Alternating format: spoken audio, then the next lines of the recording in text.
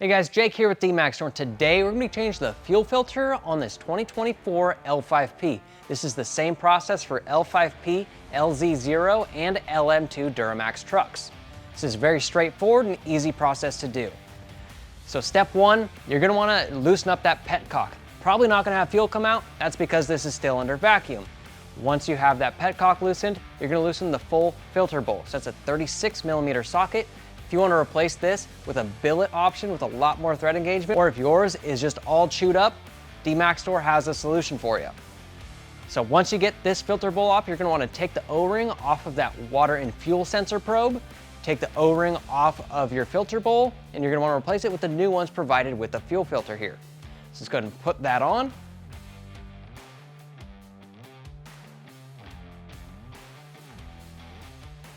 Let's go ahead and put the O-ring onto that water and fuel sensor probe. This is going to be the new one. Let's go ahead and install the filter onto the truck.